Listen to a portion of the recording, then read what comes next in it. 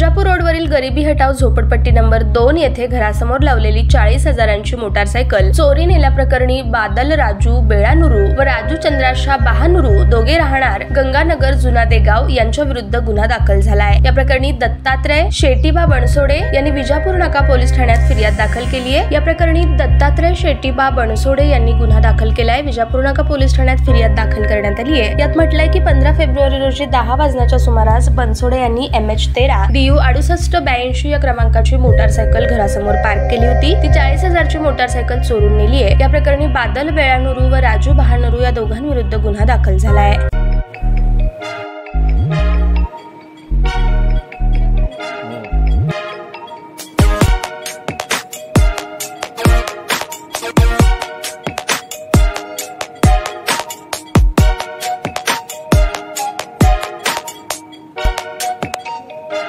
सोलापूर शहरातील सुप्रसिद्ध हॉस्पिटल म्हणजे सेंट्रल मल्टी स्पेशालिटी हॉस्पिटल मागील अनेक वर्षापासून सेवा बजावत आहे। 24 तास इमर्जन्सी सर्व्हिस, मॉडर्न टेक्नॉलॉजी, अनुभवी डॉक्टर्स तसेच अत्याधुनिक तंत्रज्ञान सुविधांनी सुसज्ज स्त्रीरोग प्रसूती विभाग, ऑर्थोपेडिक विभाग, मेडिकल विभाग आणि इतर एकमेव नाव म्हणजे सेंट्रल मल्टी स्पेशालिटी हॉस्पिटल।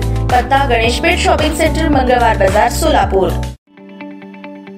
ताज्या बातम्या पाहण्यासाठी प्राईम महाराष्ट्र न्यूज चॅनलला सबस्क्राइब करा।